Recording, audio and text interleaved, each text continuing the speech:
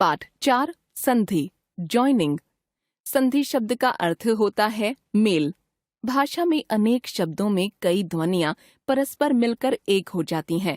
जैसे सदा तथा एव शब्दों के मिलने से सदा शब्द की अंतिम ध्वनि आ तथा एव शब्द की पहली ध्वनि ए परस्पर मिलकर ए हो जाती है और शब्द बनता है सदैव।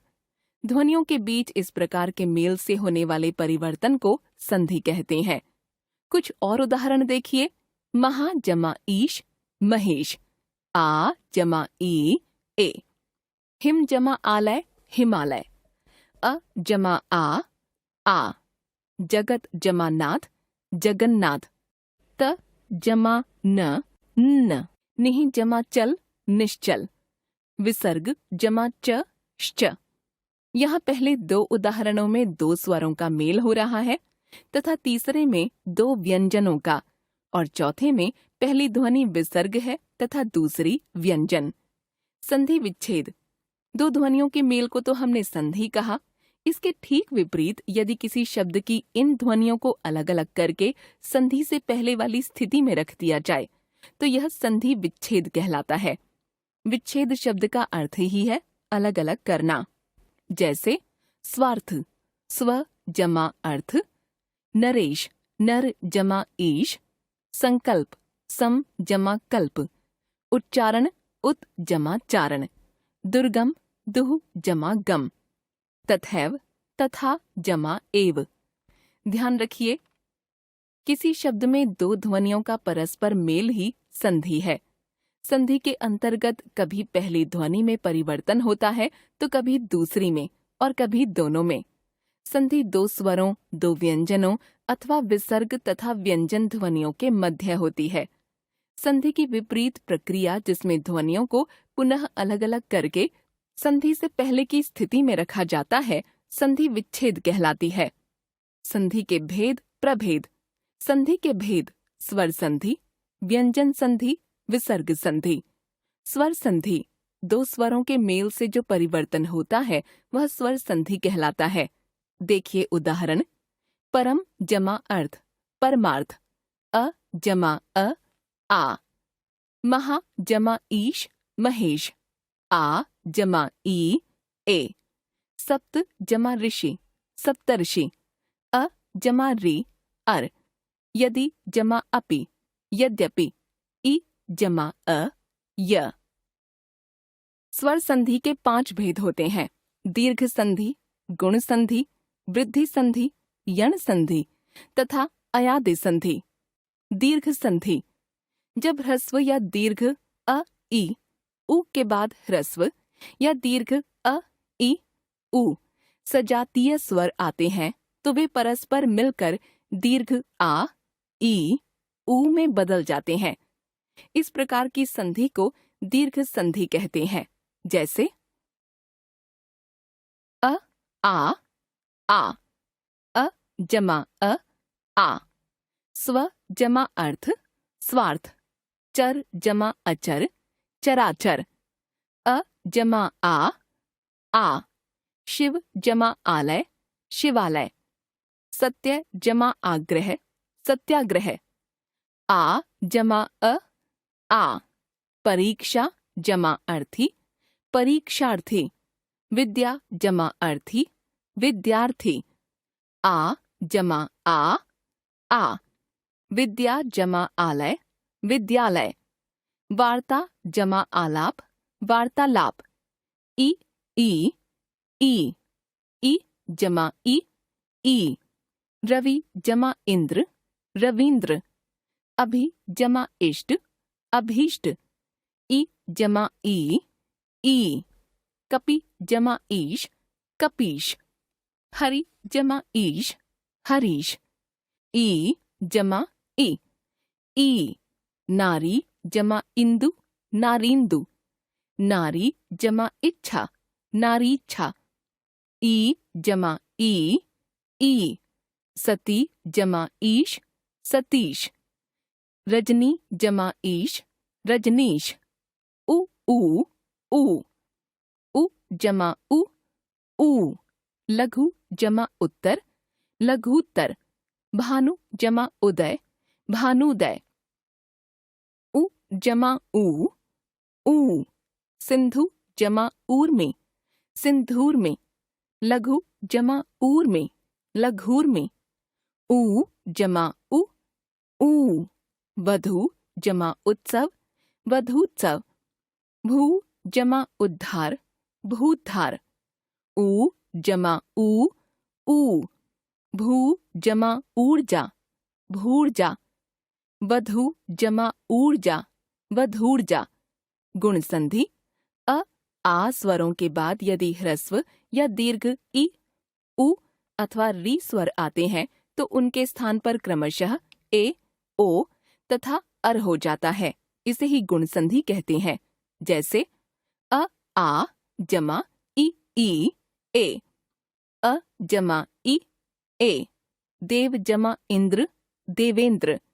राज जमा इंद्र, राजेंद्र। अ जमा ई, ए। राम जमा ईश्वर, रामेश्वर। गण जमा ईश, गणेश। आ जमा ई, ए। महा जमा इंद्र, महेंद्र। यथा जमा इच्छा, यथेच्छा। आ जमा ई, ए। मिथिला जमा ईश, मिथिलेश। कमला जमा ईश, कमलेश। अ आ जमा उ, ओ। अ जमा उ, ओ। पर जमा उपकार, परोपकार। चंद्र जमा उदय, चंद्रोदय। अ जमा ऊ, ओ। जल जमा ऊर्मी, जलोर्मी। नव जमा ऊढ़ा, नवोढ़ा। आ जमा उ, ओ। महा जमा उत्सव, महोत्सव। यथा जमा उचित, यथोचित। आ जमा ऊ, ओ। महा जमा ऊर्मी, महोर्मी। गंगा जमा ऊर्मी, गंगोर्मी। अ आ जमा री, अर। अ जमा री, अर। सप्त जमा ऋषि, सप्तर्षि। ब्रह्म जमा ऋषि, ब्रह्मर्षि। आ जमा री, अर।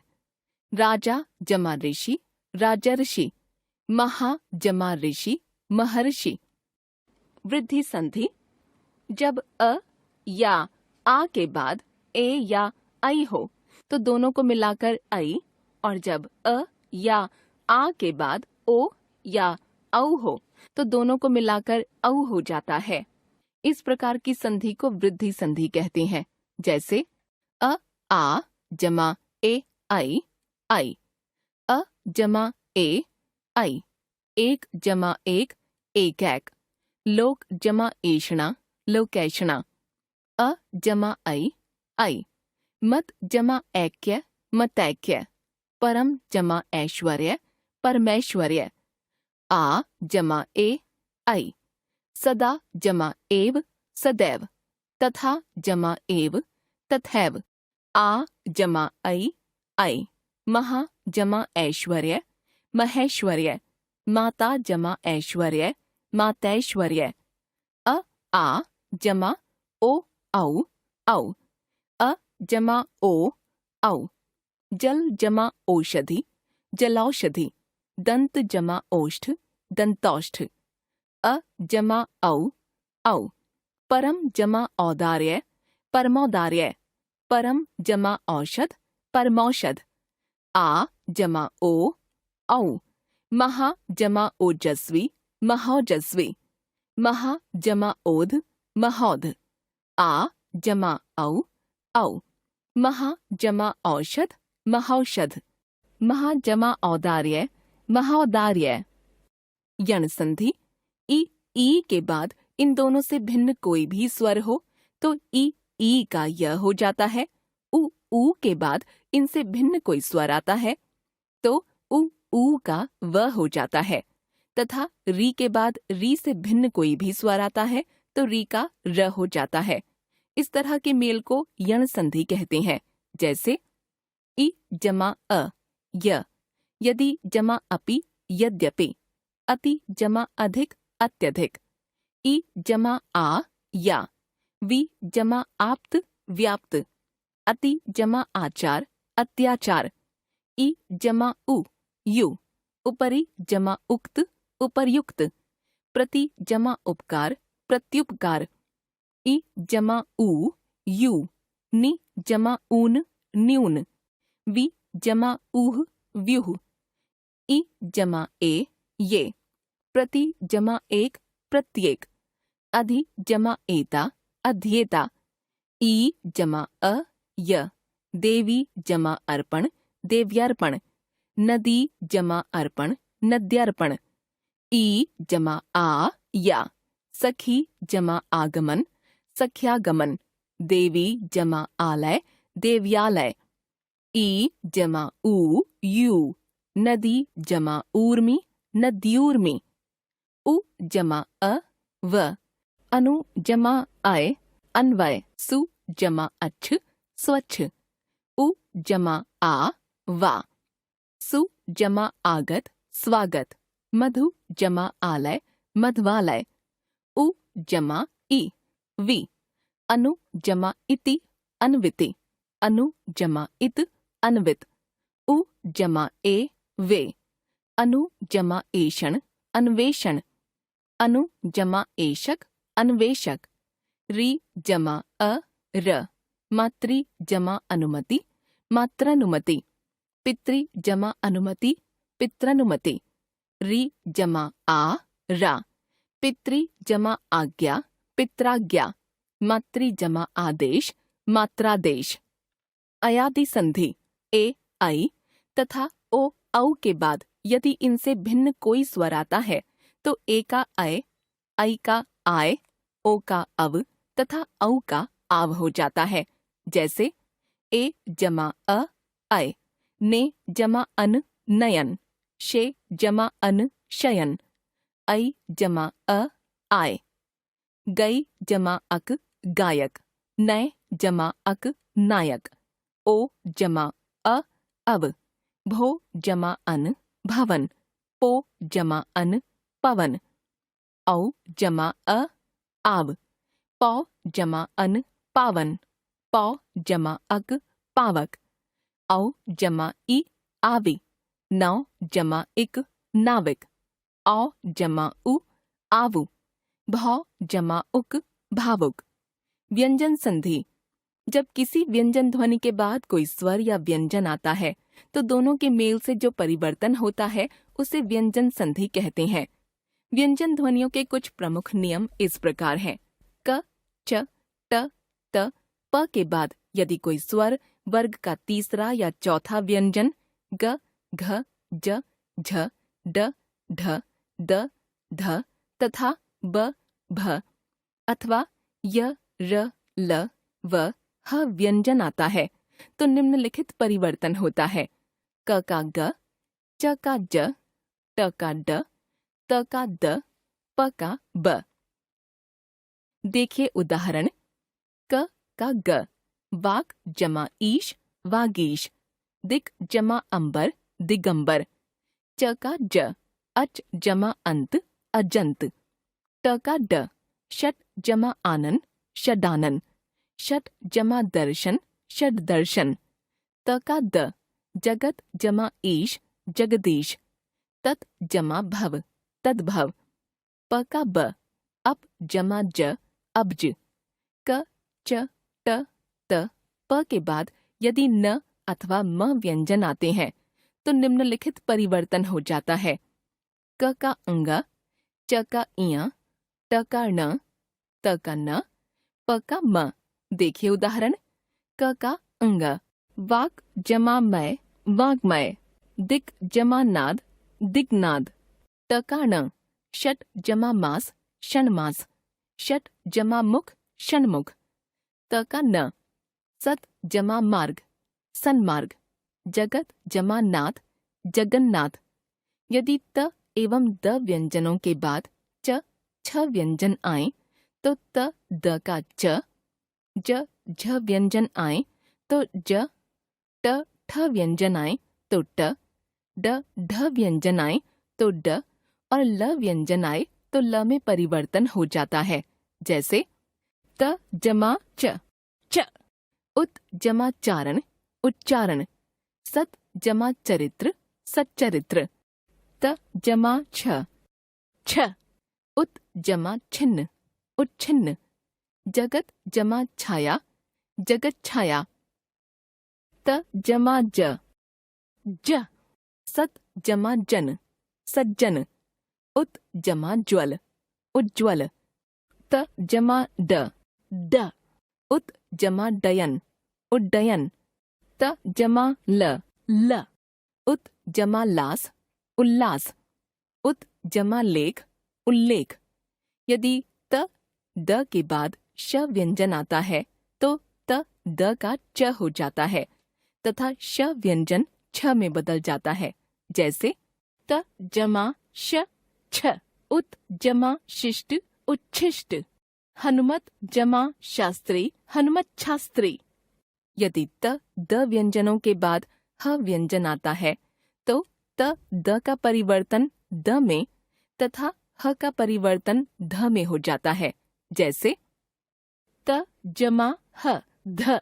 उत जमा हार उद्धार। पद जमा हति पद्धति। अनुस्वार म के बाद जिस वर्ग का व्यंजन आता है तो म उसी व्यंजन के वर्ग के नासिक्य व्यंजन में बदल जाता है। जैसे म का क वर्गीय का व्यंजन अंग। सम जमा गीत संगीत। सम जमा कल्प संकल्प। म का च वर्गीय व्यंजन इया। सम जमा चय संचय। सम जमा जय संजय। म का त वर्गीय व्यंजन न। सम जमा तोष संतोष। सम जमा देश संदेश। म का प वर्गीय व्यंजन म। सम जमा पूर्ण संपूर्ण। सम जमा भव संभव। म के बाद यदि य र ल व श स ह व्यंजन आते हैं तो म का अनुस्वार हो जाता है। जैसे सम जमा योग संयोग। सम जमा यम संयम। सम जमा रचना संरचना। सम जमा लाप संलाप। सम जमा वाद संवाद। सम जमा सार संसार। सम जमा शय संशय। सम जमा हार संहार। यदि स के पहले अ आ के अतिरिक्त कोई भी स्वर आता है तो स का श हो जाता है। जैसे वि जमा सम विषम। सु जमा समा सुषमा। परि जमा सद परिषद। अभि जमा सेक अभिषेक। यदि रि र तथा श के बाद न व्यंजन आता है तो वह न में बदल जाता है, भले ही बीच में कोई और व्यंजन आ रहा हो। जैसे राम जमा अयन रामायण रामायण। रि जमा न ऋण ऋण। परि जमा नाम परिणाम परिणाम। कृष जमा न कृष्ण कृष्ण। विसर्ग संधि। विसर्ग के बाद स्वर या व्यंजन ध्वनि आने से विसर्ग में जो परिवर्तन होता है उसे विसर्ग संधि कहते हैं। देखिए उदाहरण। मनः जमा बल मनोबल। नमः जमा कार नमस्कार। विसर्ग संधि के कुछ प्रमुख नियम इस प्रकार हैं। यदि विसर्ग से पहले अ स्वर हो और बाद में अ या किसी वर्ग का तीसरा चौथा पांचवा वर्ण अथवा य र ल व ह में से कोई व्यंजन हो तो विसर्ग ओ स्वर में बदल जाता है। जैसे तपः जमा बल तपोबल। मनः जमा ज मनोज। तपः जमा भूमि तपोभूमि। मनः जमा हर मनोहर। सरः जमा वर सरोवर। मनः जमा रंजन मनोरंजन। मनः जमा योग मनोयोग। वयः जमा वृद्ध वयोवृद्ध। यदि विसर्ग के बाद च छ व्यंजन हो तो विसर्ग का श ट ठ व्यंजन हो तो श तथा त थ व्यंजन हो तो स हो जाता है। जैसे निह जमा चल निश्चल। निह जमा छल निश्छल। धनुः जमा टंकार धनुष टंकार। मनः जमा ताप मनस्ताप। यदि विसर्ग के बाद श स व्यंजन हो तो विसर्ग या तो उसी रूप में बना रहता है या अपने आगे वाले व्यंजन में बदल जाता है। जैसे निह जमा संदेह निस्संदेह निसंदेह या निस्संदेह, दुह जमा शासन, दुःशासन या दुःशासन। यदि विसर्ग से पहले आ के अलावा कोई भी स्वर हो तथा बाद में वर्ग का तीसरा, चौथा, पांचवा व्यंजन या य, ल, व, ह में से कोई व्यंजन अथवा कोई स्वर हो तो विसर्ग का परिवर्तन र में हो जाता है। जैसे निह जमा धन, निर्धन, दुहु जमा वासना, दुर्वासना, दुहु जमा लभ, दुर्लभ, निह जमा मूल, निर्मूल, दुहु जमा गुण, दुर्गुण, पुनः जमा जन्म, पुनर्जन्म, दुहु जमा उपयोग, दुरुपयोग, निह जमा भय, निर्भय, दुहु जमा दिन, दुर्दिन। यदि विसर्ग के आगे र व्यंजन आए तो विसर्ग का लोप हो जाता है तथा विसर्ग के पहले आने वाला व्यंजन दीर्घ हो जाता है। जैसे निह जमा रोग, निरोग, निह जमा रस, नीरस। यदि विसर्ग के पहले आ स्वर हो और बाद में कोई आ से भिन्न स्वर आए तो विसर्ग का लोप हो जाता है। जैसे अतः जमा एव, अतएव। विसर्ग से पहले अ हो और विसर्ग के बाद क या प व्यंजन हो तो विसर्ग में परिवर्तन नहीं होता। जैसे प्रातः जमा काल, प्रातः काल, अंतः जमा करण, अंतःकरण। हमने सीखा किसी शब्द की दो ध्वनियों के मेल को संधि कहते हैं। संधि के परिणाम स्वरूप मिलने वाली ध्वनियों में परिवर्तन होता है। संधि के विपरीत ध्वनियों को अलग अलग करना संधि विच्छेद कहलाता है। दो स्वरों के मेल से किसी एक स्वर या दोनों स्वरों में होने वाला परिवर्तन स्वर संधि के अंतर्गत आता है। व्यंजन के बाद किसी स्वर या व्यंजन के आने पर दोनों के मेल के परिणाम स्वरूप होने वाला परिवर्तन व्यंजन संधि के अंतर्गत आता है। विसर्ग संधि में विसर्ग का किसी स्वर या व्यंजन से मेल होता है तथा परिणाम स्वरूप विसर्ग में परिवर्तन हो जाता है।